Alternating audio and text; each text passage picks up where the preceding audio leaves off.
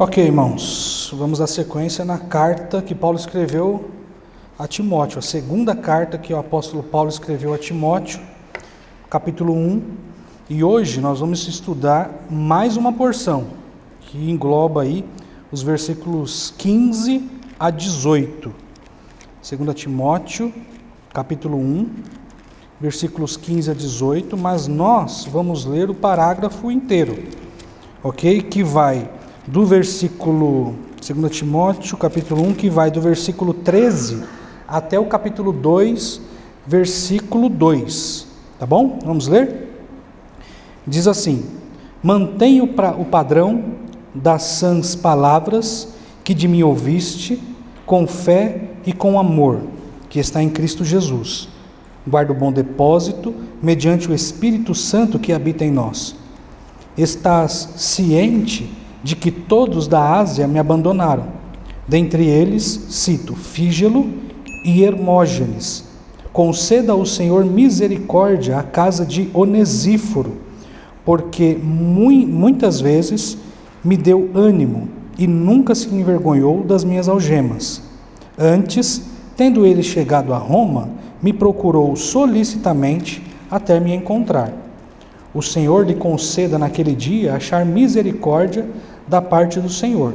E tu sabes, melhor do que eu, quantos serviços me prestou ele em Éfeso. Tu, pois, filho meu, fortifica-te na graça que está em Cristo Jesus. E o que de minha parte ouviste através de muitas testemunhas, isso mesmo transmite a homens fiéis e também idôneos para instruir a outros. Nós estamos caminhando aí nesse parágrafo, já vimos o versículo 13, já vimos o versículo 14, e até aqui já deu para perceber que a tônica do apóstolo Paulo, o apelo do apóstolo Paulo, é quanto à firmeza que Timóteo deveria ter. Ele estimula Timóteo a desenvolver os seus dons, ele fala para Timóteo ter coragem, e agora o apelo é que Timóteo se colocasse de maneira firme no trato com a palavra. E nós vemos isso no versículo 13, versículo 14, e é importante dizer logo de início que nós não temos o direito de achar que Timóteo era alguém fraco na fé, alguém medrosão, sabe? Um cara assim que, olha, o ministério, meu Deus, nós não podemos ter essa imagem de Timóteo, alguém assustado, alguém amedrontado, alguém covarde. Nós não podemos ter essa imagem de Timóteo. Nós precisamos imaginar a situação em que Timóteo se encontrava. Timóteo tinha um tutor, um grande amigo, um pai na fé, pelo menos é assim que parecia ser a relação de Paulo com Timóteo, né? Paulo se refere a ele como filho na fé. E ele estava prestes a perder esse grande amigo.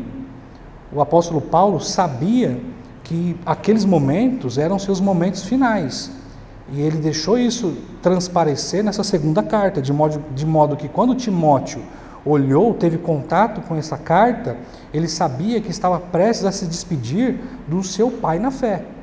E não é somente isso, não é só esse tom de despedida. O contexto aqui é um contexto de perseguição.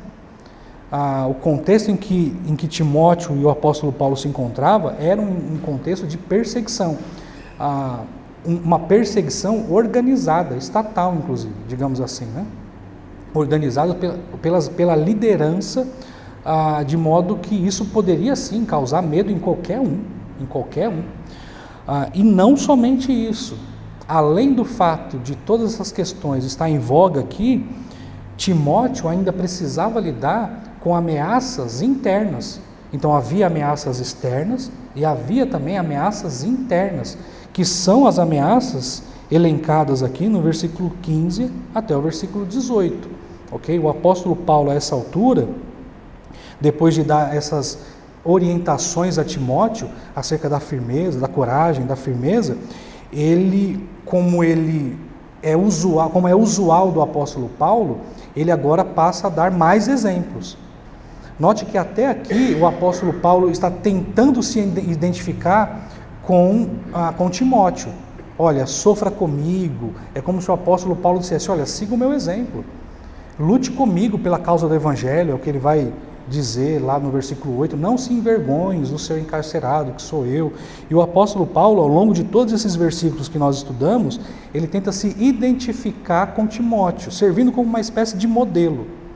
Mas agora o apóstolo Paulo, ele também nessa dinâmica, né, de oferecer um padrão ali, depois um modelo, ele passa a apresentar dois modelos, tá? Dois modelos a ser seguido. Que é um mau modelo, um mau exemplo, e um bom exemplo. Note, a mensagem central dessa porção, ela tem uma pequena mudança. Nós ainda estamos falando de firmeza, ok? A mensagem central dos últimos sermões foi que a firmeza ela é expressa no trato com a palavra, ok? Aqui nós vemos o apóstolo Paulo exortando Timóteo também com relação à firmeza. Ele tinha que se manter firme, resistente ali, e era uma firmeza que deveria ser demonstrada em seu compromisso com a causa do Evangelho. Então nós temos, versículos 13 e 14, um apelo muito grande à questão de se manter firme no trato com a palavra, certo? Mantenha o padrão das sãs palavras. Versículo 14, guarda o bom depósito. Tudo isso fazendo referência à palavra. Nos versículos 15 a 18, ainda existe essa tônica da firmeza, mas é uma firmeza que se dá no que diz respeito ao compromisso com a verdade, ao compromisso com o Evangelho. Em outras palavras, o apóstolo Paulo pede ou exorta Timóteo a se manter firme no compromisso com a causa do Evangelho. Então, olha, mantém-se firme com a causa do Evangelho. E aí ele dá dois exemplos, como eu disse. Um mau exemplo, está aí no versículo 15, né, que ele vai falar do mau exemplo dos da Ásia, especialmente dois indivíduos. Ele fala de Fígelo e de Hermógenes. Então, esse é o mau exemplo, ok? E o bom exemplo, que se encontra aí nos versículos 16 a 18, que é o de Onesíforo e os de sua casa, ok? Então, mensagem central: a firmeza do servo fiel é demonstrada em seu compromisso com a causa do Evangelho, ok? E nós temos dois exemplos que refletem diferentes níveis de comportamento ou de comprometimento com o Evangelho, ok? O mau exemplo e um bom exemplo. Vamos olhar então, iniciando aí com o versículo 15, qual é esse mau exemplo. Veja, o versículo 15 diz assim: estais ciente de que todos os da Ásia me abandonaram, dentre eles cito Fígelo e Hermógenes. O sentimento do apóstolo Paulo aqui é um sentimento de abandono, ok? É evidente que o apóstolo Paulo, até pelas circunstâncias em que ele se encontrava, tinha essa sensação de um abandono total. Olha, todos me abandonaram, né? Ele tinha essa sensação de um abandono completo. Mas é evidente que ele usa aqui uma linguagem hiperbólica, né? Porque afinal de contas Timóteo não havia abandonado ele. Nós vamos ver mais aqui à frente, Onesíforo, melhor dizendo, não havia abandonado ele, tanto que é mencionado como um bom exemplo. Nós temos também Lucas, que não abandonou o apóstolo Paulo, mas a sensação de abandono era muito real, talvez pelo número, evidentemente, de pessoas, né, que abandonaram o apóstolo Paulo, e também pela proximidade que essas pessoas tinham dele, ok? Se nós olharmos aí, essa sensação de abandono seja sendo evidenciada nos escritos de Paulo, se nós olharmos o capítulo 4, versículo 10, a gente pode ter uma dimensão disso. Veja o que diz o capítulo 4, no versículo 10. O apóstolo Paulo diz assim: porque Demas, tendo amado o presente século, me abandonou, e se foi para Tessalônica. Crescente foi para a Galácia, Tito para a Dalmácia. Vemos aqui Demas como alguém que abandonou o apóstolo Paulo. E como se isso não fosse suficiente, veja o que diz no versículo 16: na minha primeira defesa, ninguém foi a meu favor, antes todos me abandonaram, que isto não lhe seja posto em conta. Então, O ar que nós respiramos aqui na segunda carta que Paulo escreveu a Timóteo é um ar de abandono, de desprezo, de afastamento. E aqui no versículo 16, no versículo 15, ele diz: Timóteo, você está ciente de que todos da Ásia me abandonaram? Mais uma vez, a linguagem que o apóstolo Paulo usa aqui é uma linguagem hiperbólica. Ele não está querendo dizer que cada indivíduo da Ásia o abandonou. E ele menciona dois aqui. Ele menciona Fígelo e ele menciona também Hermógenes. A grande questão aqui, antes de nós olharmos aqui o perfil desses dois indivíduos que abandonaram o apóstolo Paulo, é acerca dessa palavrinha traduzida aí pela Almeida Revista Atualizada como abandonaram. Alguns estudiosos vão dizer que esse abandono é um abandono pessoal.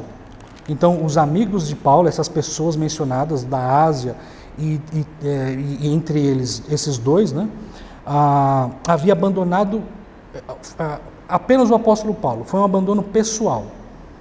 É como se eles tivessem dado as costas para o apóstolo Paulo.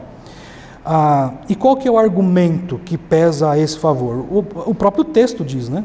O texto diz: me abandonaram. É o apóstolo Paulo fazendo referência a ele só. Olha, me abandonaram. Só que, notem, ainda que o apóstolo Paulo se refira dessa forma, né? Me abandonaram, a palavra, o verbo que ele usa é um verbo bastante interessante, mas que nos escritos de Paulo aparece, além dessa ocasião aqui, aparece mais em três lugares. Primeiro, 2 Timóteo, capítulo 4, versículo 4, que diz o seguinte: e se recusarão a dar ouvidos à verdade, entregando-se às fábulas. Então, essa ideia de abandono, em 2 Timóteo, no capítulo 4, no versículo 4, dá a ideia de recusa. Recusa do quê? Recusa à verdade. Então o texto diz: e se recusarão a dar ouvidos à verdade. Essa mesma palavra aparece em Tito 1,14. E veja como aparece em Tito 1,14. E não se ocupem com fábulas judaicas, nem com mandamentos de homens desviados da verdade. Então notem, o segundo uso que o apóstolo Paulo faz, dessa vez em Tito 1,14, aponta mais uma vez para um desvio da verdade. Então nós temos em 2 Timóteo, capítulo 4, versículo 4, a ideia de recusa da verdade, de afastamento da verdade. Em Tito 1,14, essa mesma palavra designa aqueles que se desviam da verdade, mais uma vez, ideia de recusa, de afastamento da verdade. E a única vez que esse verbo aparece e que não dá a ideia de recusa é em Romanos 11, 26, que diz assim: e assim todo Israel será salvo, como está escrito: virá de Sião o libertador, e ele o apartará de Jacó, as impiedades. Então, notem, queridos, esse verbo, né, esse verbo traduzido por abandonar, duas vezes ou três vezes, né, considerando aqui o texto que está diante de nós, 2 Timóteo 1, 16, 15, aliás, e 2 Timóteo 4, 4 e Tito 1, 14, em três ocasiões ele usa esse verbo para designar afastamento, abandono, recusa da verdade, ok? Enquanto que somente uma ele usa, mas não significa, não tem relação nenhuma com abandono, com recusa, nada disso. Esses elementos são importantes ser notados, ok? Porque, notem, queridos, o que parece é que esse abandono experimentado pelo apóstolo Paulo foi real, realmente ele foi abandonado. Ele diz isso, ele diz aqui no versículo 15, ele diz no capítulo 4, os dois versículos que nós acabamos de ler, de fato, o apóstolo Paulo ele foi abandonado, mas no versículo 15 especialmente, parece que esse abandono não foi somente do apóstolo Paulo. Parece que não foi só Paulo o abandonado aqui.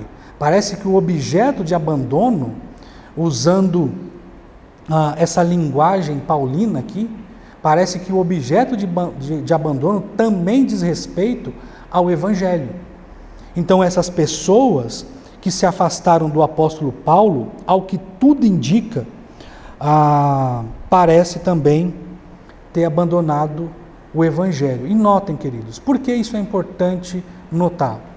Porque essas pessoas, ao se recusarem a dar o apoio ao apóstolo Paulo, a se colocarem do lado dele, eles também fazem uma recusa ao Evangelho. Então, a firmeza deles no tocante à causa do Evangelho é uma firmeza frouxa. Fica estranho, né? Uma firmeza frouxa, né? Não existe firmeza frouxa. É firme ou não é, né?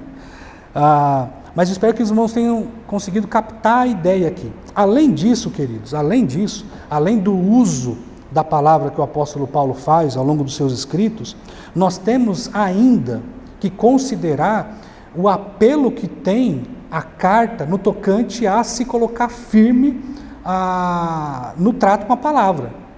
Nós não podemos esquecer disso. Então, o tempo todo, o apóstolo Paulo está dizendo, olha, fique firme, tenha coragem, exerça o seu ministério com coragem, com destemor, seja firme no tocante ao seu trato com a palavra, guarde o bom depósito, mantenha o padrão. E aí, imediatamente, ele dá um mau exemplo. Olha o exemplo dos da Ásia.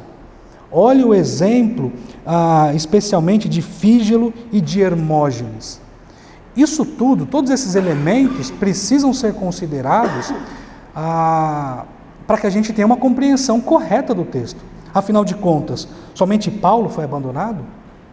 Ou aqui nesse texto, especialmente falando dos da Ásia, de Fígelo e de Hermógenes, que são os que ganham destaque aqui, ou essas pessoas também abandonaram a causa do Evangelho? Me parece, queridos, que nós estamos diante de um caso de apostasia, de real apostasia. Lembrem-se de levar em conta todos esses elementos no momento de conceber aqui a ideia. O que está na cabeça do apóstolo Paulo? O que se passa na cabeça do apóstolo Paulo? Depois de incentivar os seus leitores, o seu leitor, no caso Timóteo, a se manter firme na fé, imediatamente ele introduz um mau exemplo de pessoas que simplesmente abandonaram ele? Me parece que não. Parece que Paulo ele tem a intenção de ser mais abrangente aqui. E notem, Paulo faz referência aqui, como nós já notamos, aos indivíduos da Ásia, Fígelo e Hermógenes, está entre esse grupo. E o apóstolo Paulo ele não dá nenhuma explicação acerca de qual foi, de como se deu esse abandono. Mas ele faz isso por uma razão. Ele faz isso porque Timóteo já estava ciente. Então é por isso que ele diz, estás ciente de que todos da Ásia me abandonaram. O apóstolo Paulo então nos deixa sem saber como se deu esse abandono. Nós não sabemos em que circunstâncias isso aconteceu, nós não sabemos o que o apóstolo Paulo sofreu exatamente, mas o fato é que essas pessoas rejeitaram o apóstolo Paulo. Essas pessoas, por algum motivo, e podemos imaginar aqui, talvez, que seja por causa do medo, talvez por causa da vergonha. Notem que o apóstolo Paulo o tempo todo está exortando Timóteo, pelo menos até aqui, a ter coragem, a sofrer com ele, a se manter firme. E tudo isso, talvez, pensando em evitar que Timóteo tivesse o mesmo comportamento dos da Ásia. Então Timóteo esteja comprometido com a causa do Evangelho. Veja o que aconteceu com os da Ásia. Veja o que aconteceu com Fígelo e com Hermógenes. Aliás, nós não sabemos quem é Fígelo e Hermógenes. Não temos explicação nenhuma acerca de quem são essas pessoas, o que eles fizeram, o que eles causaram para o apóstolo Paulo, mas certamente causou muito sofrimento no apóstolo Paulo, de modo que eles são retratados aqui como um mau exemplo. Timóteo, não siga o exemplo dessas pessoas, se mantenha firme na causa do Evangelho. A única referência que nós temos, e é uma referência não confiável, porque ela é extraída de um texto apócrifo. Apócrifo é um texto não inspirado, ok? É um texto não inspirado. Nós temos um texto do 2º século, chamado Atos de Paulo e Tecla. Mas notem, queridos, é um texto não confiável por se tratar de um apócrifo, ok? Então não tem credibilidade. Mas, enfim, eu quero trazer para os irmãos a título de conhecimento apenas. E nesse texto, nesse apócrifo aí do 2º século, está escrito o seguinte: então Paulo subia para Icônio para fugir de Antioquia, e tornaram seus companheiros de viagem Demas e Hermógenes, o ferreiro, os quais, veja o que diz, cheios de falsidade, o incomodavam, como se o amassem. Porém Paulo, olhando apenas para a bondade de Cristo, não fez mal contra eles, mas os estimava sobremaneira, ao ponto de ensinar-lhes com doçura os ditos do Senhor. Então nós não temos aqui uma base sólida, confiável, mas é um documento antigo que talvez, ainda que pouco creditado, possa refletir aí quem foi Hermógenes, já que Fígelo não é mencionado aqui. Bom, o fato é que essas pessoas abandonaram o apóstolo Paulo e ele se sente muito abatido com isso. E notem, a ideia do apóstolo Paulo aqui é apresentar padrões de comportamento, ok? Timóteo, siga o meu exemplo, sofra comigo, eu me identifico com você no exercício do ministério. Não satisfeito com isso, ele diz, Timóteo, não faça como fizeram os da Ásia. Não faça como fez Fígelo, como fez Hermógenes. Você viu o que eles causaram a mim. Vocês viram o modo como eles trataram a mim e, consequentemente, a causa do Evangelho. Então perceba, queridos, que a situação aqui do apóstolo Paulo é de fato uma situação difícil, mas ele relata essa situação difícil para que o seu filho na fé, Timóteo, tenha conhecimento acerca de qual tem que ser a postura dele e o que ele deve rejeitar. É importante nós notarmos o esforço do apóstolo Paulo aqui em chamar a atenção de Timóteo. Ele faz isso com tudo que ele tem de arsenal, de argumento. Ele usa tudo que ele tem para convencer Timóteo, de algum modo, ou para chamar a atenção, pelo menos, de Timóteo, a não se acovardar, a não ter medo, a seguir adiante com a causa do Evangelho. O apóstolo Paulo é extremamente preocupado com o Evangelho. Não sei se vocês se recordam, mas quando ele escreve aos crentes de Filipos, ele no capítulo 1, ele relata acerca da sua prisão, diferente dessa prisão aqui, onde ele está agora, de 2 Timóteo, mas ele fala da sua prisão, e ele tinha todos os motivos para falar com pesar, né, desse seu encarceramento, mas ele diz o seguinte, lá em Filipenses, olha, eu não quero que vocês fiquem preocupados e entristecidos por causa das minhas cadeias, porque apesar de eu estar preso, o Evangelho não está, e eu estou pregando para a guarda pretoriana aqui. E notem, mesmo preso, as pessoas que recebem a notícia de que eu estou preso, por algum motivo, Deus tem encorajado esses irmãos, de maneira que eles têm pregado com muito mais desassombro. Então perceba, e seguindo mais adiante, ele diz, olha, algumas pessoas pregam o Evangelho por rivalidade, mas pouco me importa, diz Paulo, desde que a palavra de Deus seja anunciada. Então a preocupação do apóstolo Paulo com a causa do Evangelho é notável, é notável. Por isso, essa carta que nós estamos lendo aqui, 2 Timóteo, ela é tão enfática no que diz respeito ao modo como Timóteo deveria conduzir o seu ministério. Ok? Isso não pode passar despercebido, nós precisamos notar isso. O apóstolo Paulo faz um apelo enfático para que Timóteo assuma parte do seu ministério e siga adiante com a causa do Evangelho. Por isso, era necessário coragem. Por isso era necessário firmeza. Esse era o mau exemplo. O apóstolo Paulo, então, menciona qual é o exemplo que Timóteo não deve seguir. Ok? Muito bem. Mas nós temos o bom exemplo. Nós temos o bom exemplo de Onesíforo e os de sua casa. Veja o que diz os versículos 16, 17 e 18. Veja o que diz. Inicia dizendo o seguinte: conceda ao Senhor misericórdia à casa de Onesíforo. Temos aqui mais um ilustre desconhecido. Nós não sabemos quem é Onesíforo. Ele aparece no finalzinho da carta, com o apóstolo Paulo mandando saudações para os da sua casa, e nós não temos mais nenhuma menção dele ao longo de toda a Escritura. Mas o apóstolo Paulo destaca esse homem e diz: conceda ao Senhor misericórdia à casa de Onesíforo. Naquele mesmo documento apócrifo que eu acabei de ler para os irmãos, né? Também faz menção de Onesíforo, ok? E os de sua casa.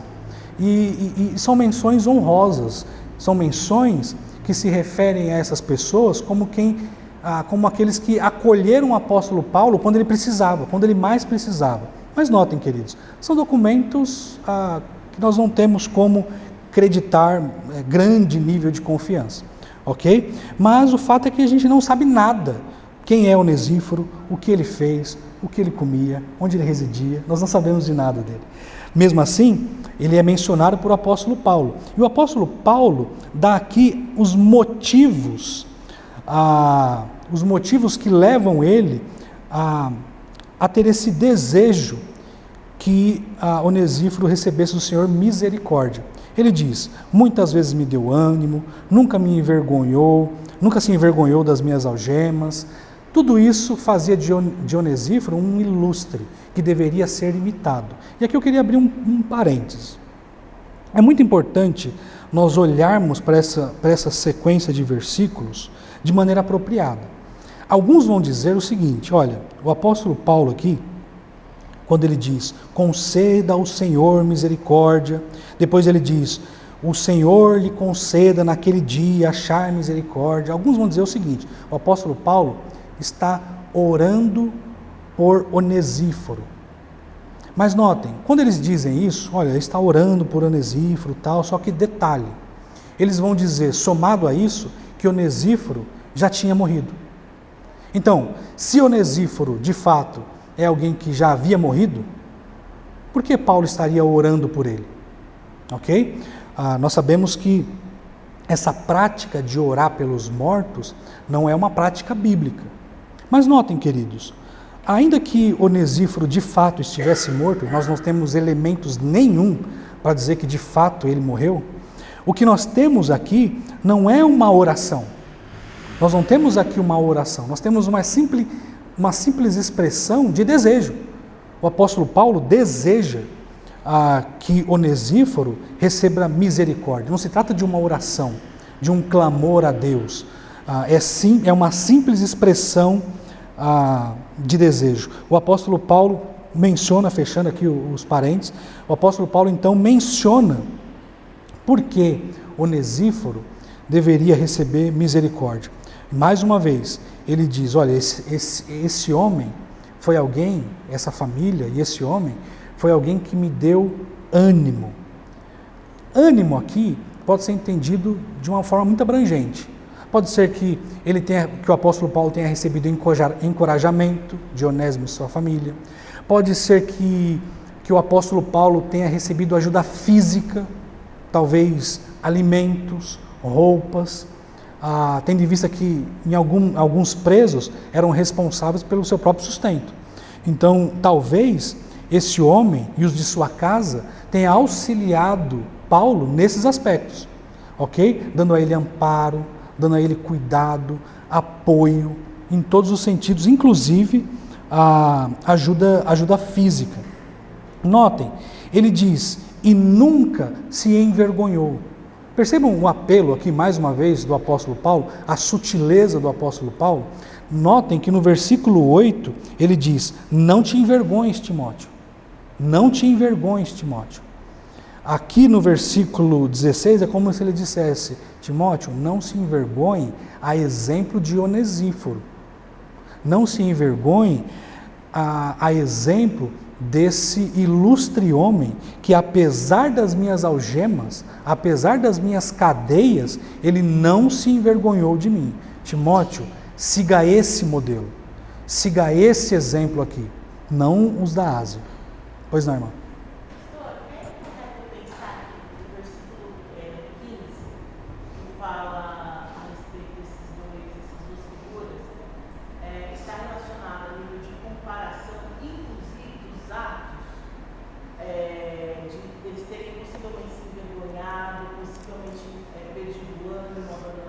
Sim, foi como eu disse, nós não sabemos os elementos que levaram os da Ásia, especialmente Fígelo e Hermógenes, a abandonar o apóstolo Paulo e, ao que tudo indica, o próprio Evangelho. Nós não sabemos.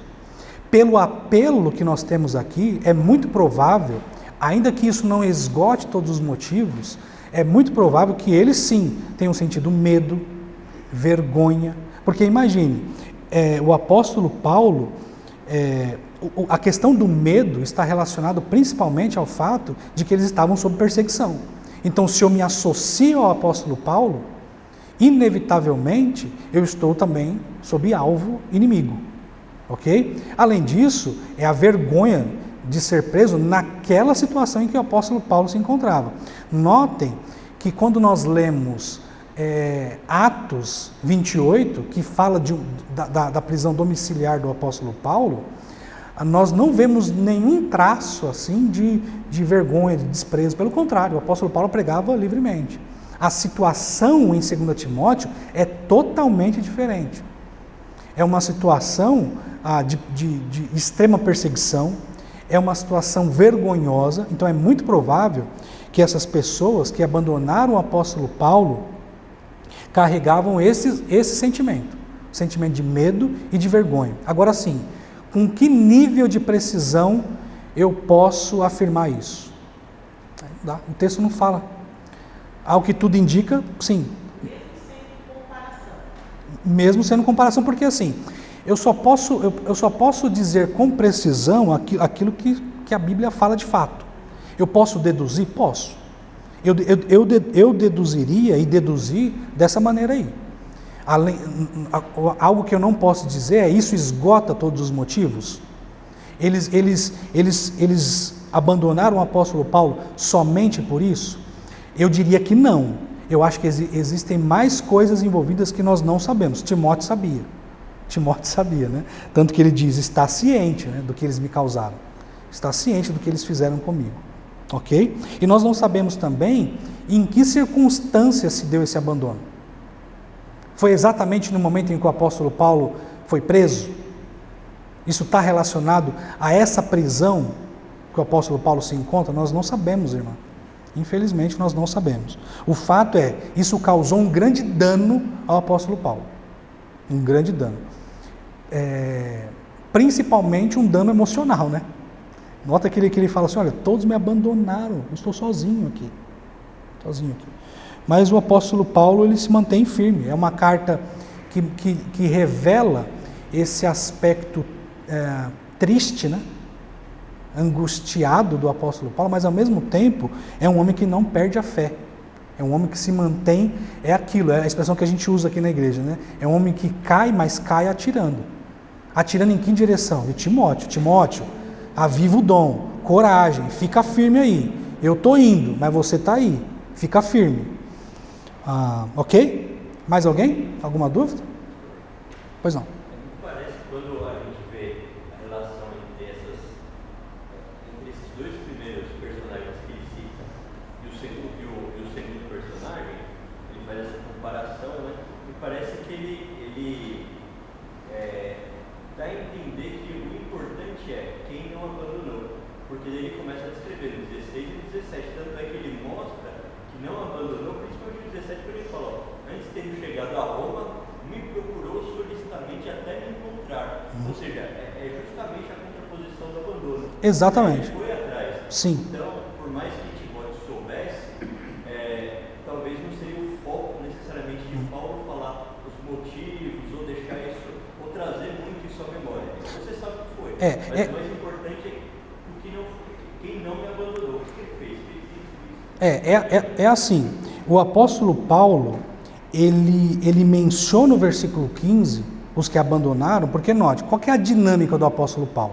É assim, orientação e exemplo. Orientação e exemplo, ok?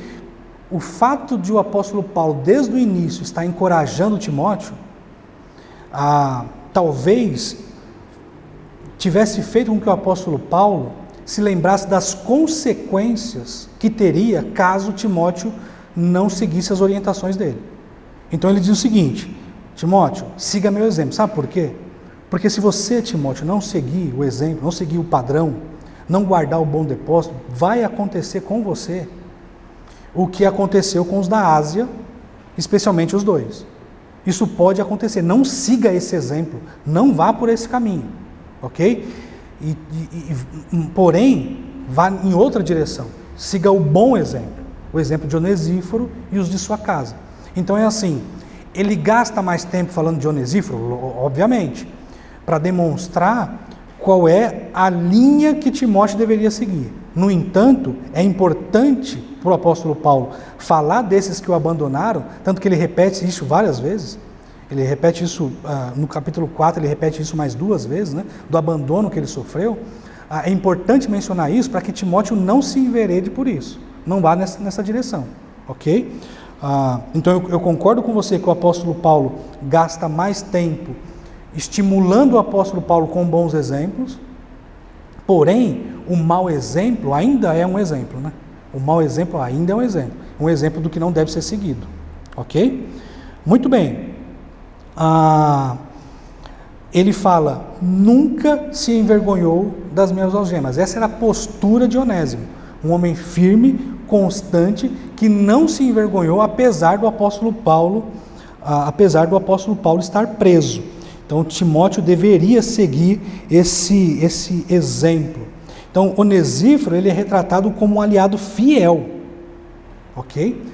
Fiel a tal ponto de não poupar esforços para encontrar o apóstolo Paulo, que é isso que diz o versículo 17. Antes, então assim, ele não teve vergonha, pelo contrário, né? Pelo contrário, tendo ele chegado a Roma, me procurou solicitamente até me encontrar.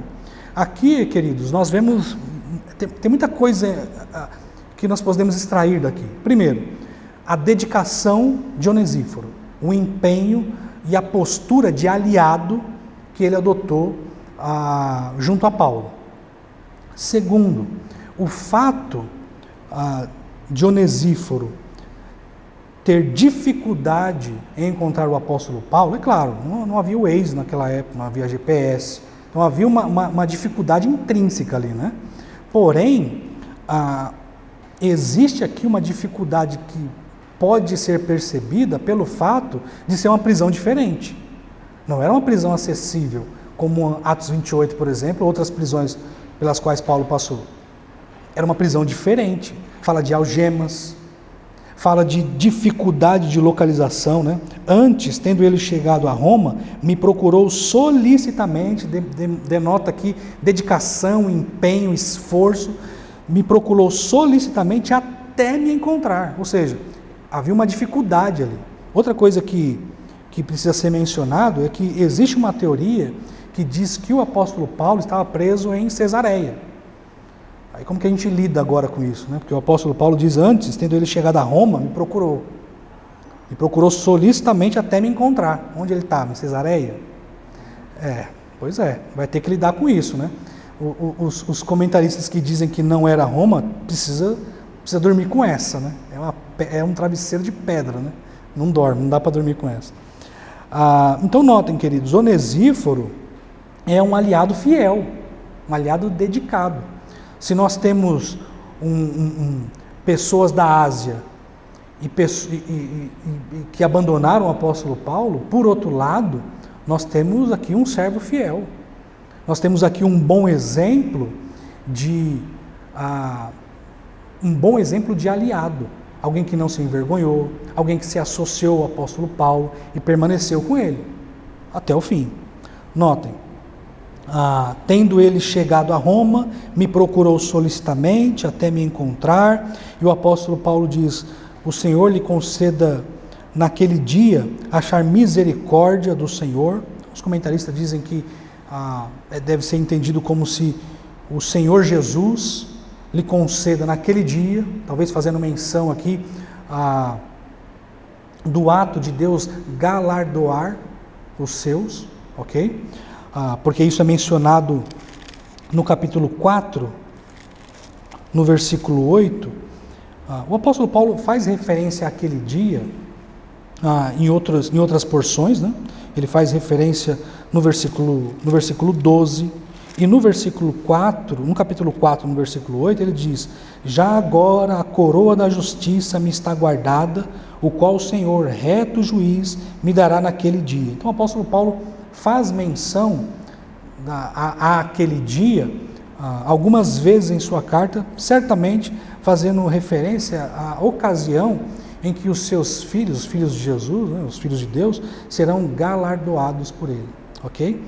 Então ele diz: o Senhor, é como se ele dissesse, o Senhor Jesus lhe conceda naquele dia achar misericórdia por parte do Senhor, e aí talvez fazendo referência de Deus Pai, ok?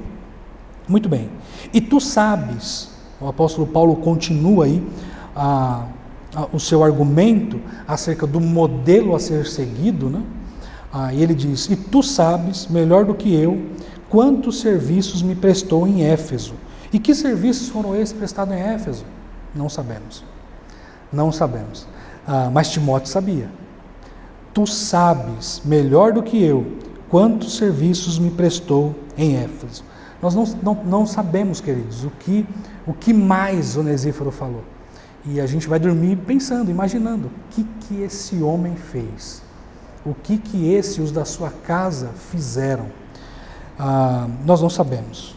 Não sabemos. O fato é que ele é mencionado aqui como um exemplo, como um padrão de conduta que deveria ser imitado por Timóteo. Note como o apóstolo Paulo é didático aqui.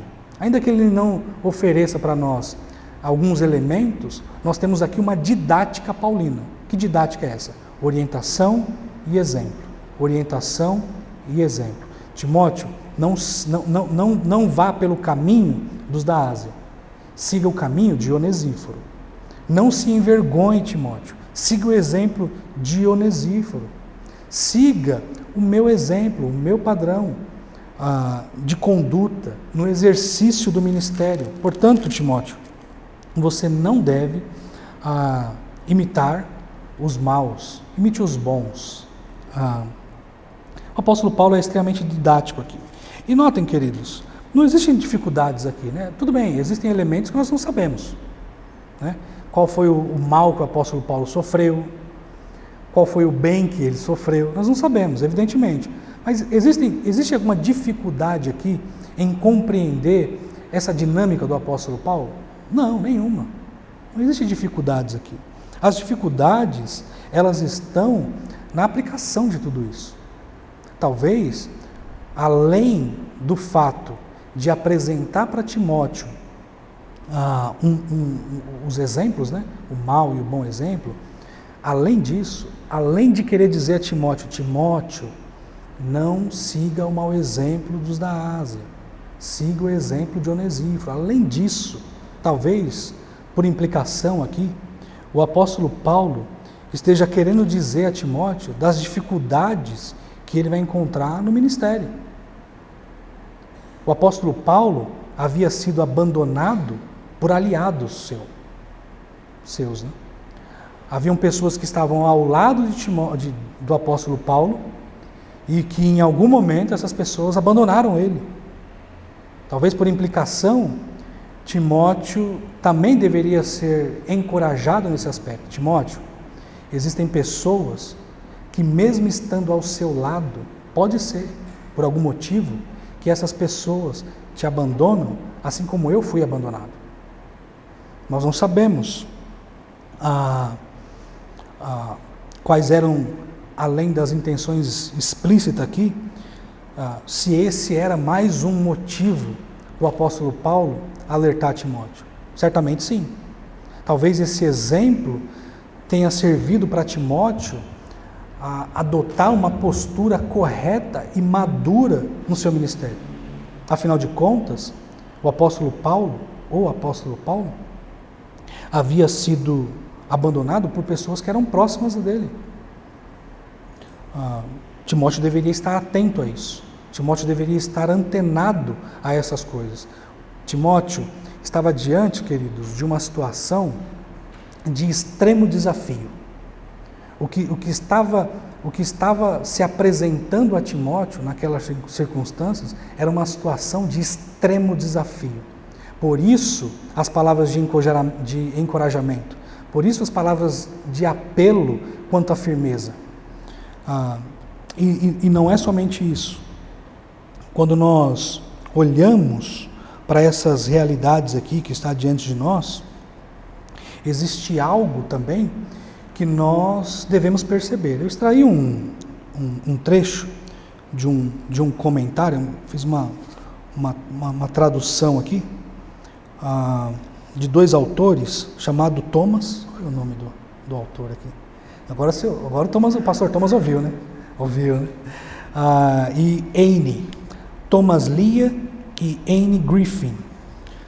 Veja o que ele diz acerca dessa porção que está diante de nós. Achei muito interessante essa percepção dos autores. Ele diz o seguinte: o comportamento moral é melhor aprendido observando tal comprometimento em outros. Entenderam? O comportamento moral é melhor aprendido observando tal comprometimento em outros. Ele continua da seguinte forma: as crianças aprendem esse comportamento dos pais. Jovens cristãos aprendem com cristãos mais velhos. Lembra lá das orientações de Tito? Quanto às mulheres mais velhas, ele mesmo diz para Tito, né? Seja tu mesmo padrão de boas obras. Em última análise, o comportamento moral não pode ser ensinado apenas por meio de cursos de construção e caráter, cursos de construção de caráter, né? Ou em escolas. Os cristãos devem ver o comprometimento moral com exemplo notável em outros. Okay? O que os autores estão dizendo aqui?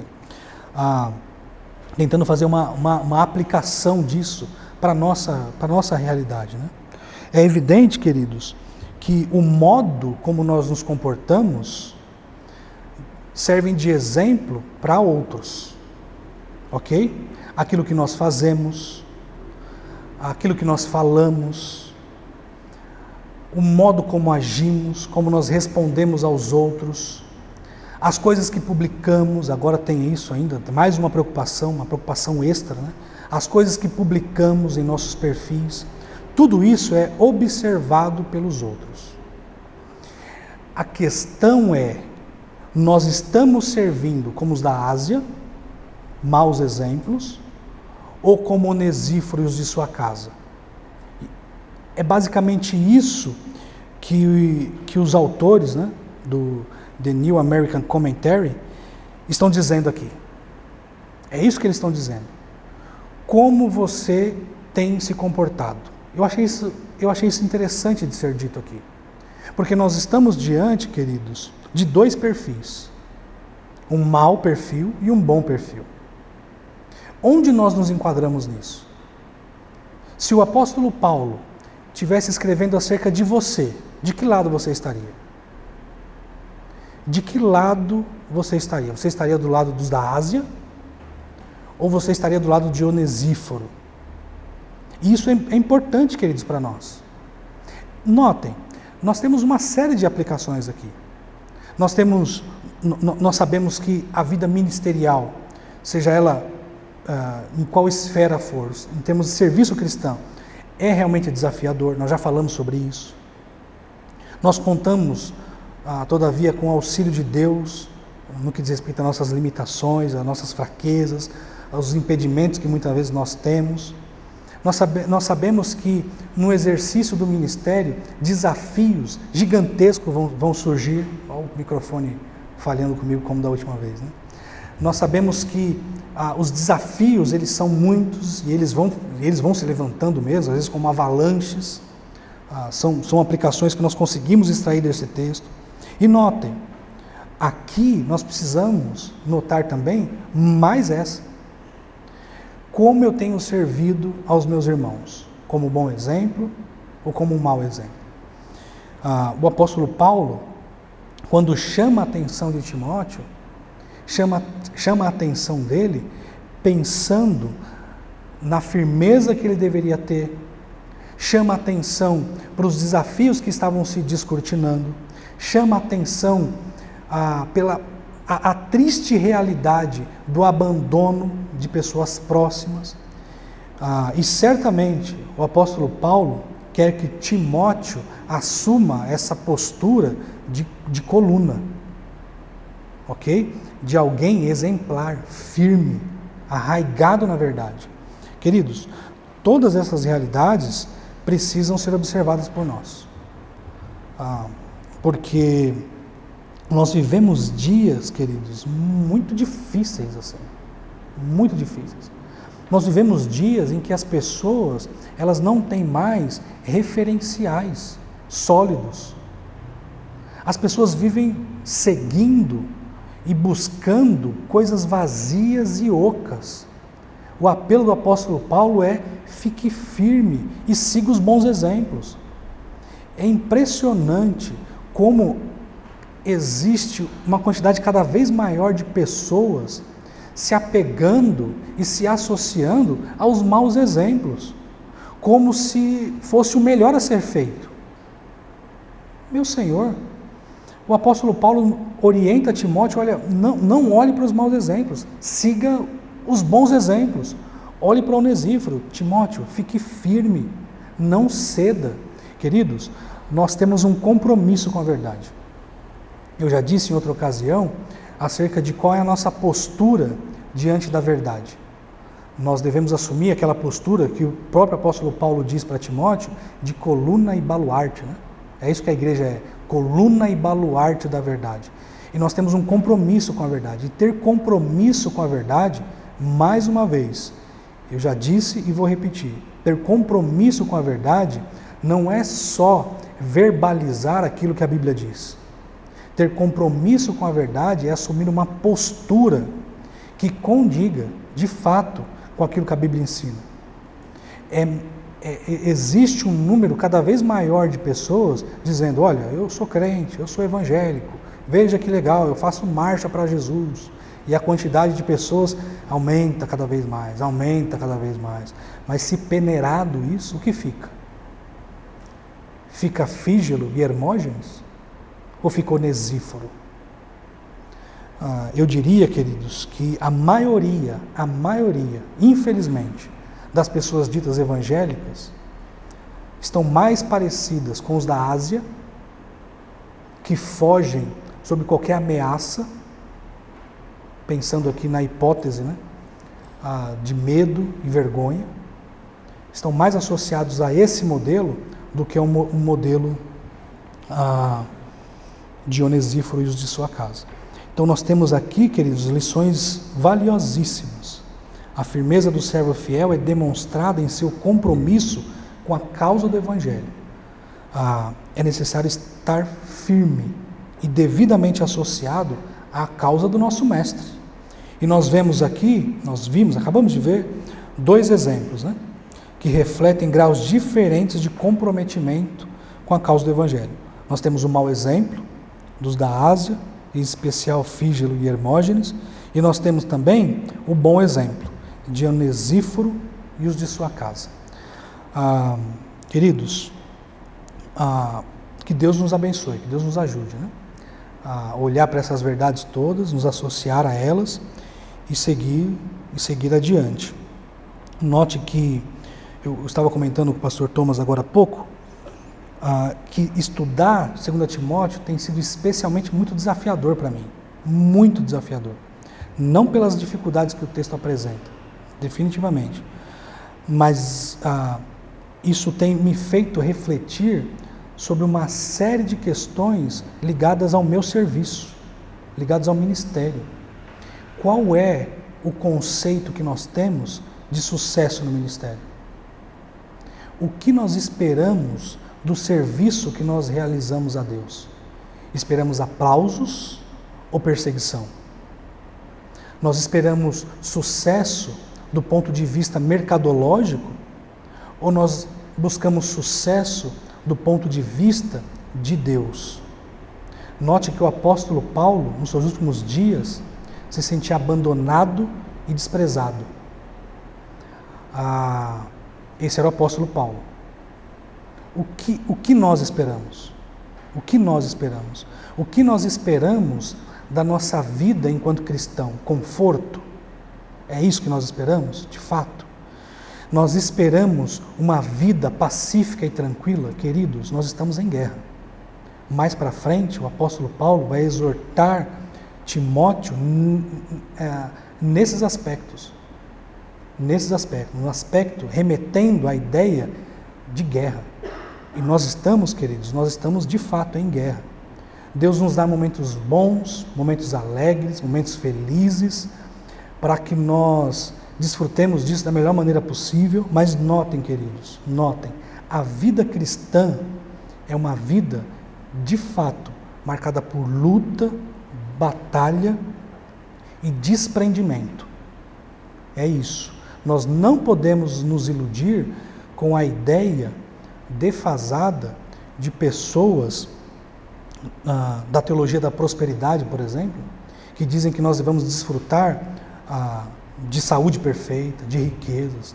Absolutamente, queridos. Mais uma vez, na nossa vida existem sim momentos de alegria, de contentamento e de grande festejar.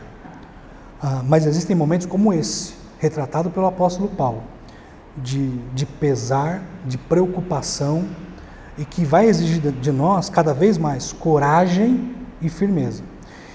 Isso, queridos, nunca deve ser esquecido por nós, nunca deve, porque senão nós corremos o risco de nos associar aos maus exemplos das pessoas que eu acabei de mencionar. E que Deus nos ajude, queridos, a nos afastar disso.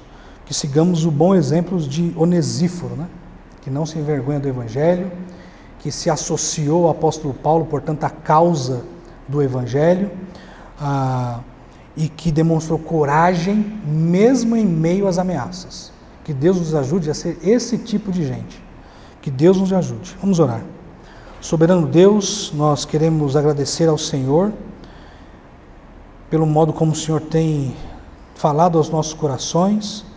Muito obrigado por todo o encorajamento que o Senhor tem dado a nós por meio desta tão preciosa carta. Nos ajude, Senhor, nos ajude a nos associar àquilo que é santo, àquilo que é puro, àquilo que é reto. Nos ajude a exercer, Pai, a nossa cidadania de modo que te agrade e te honre.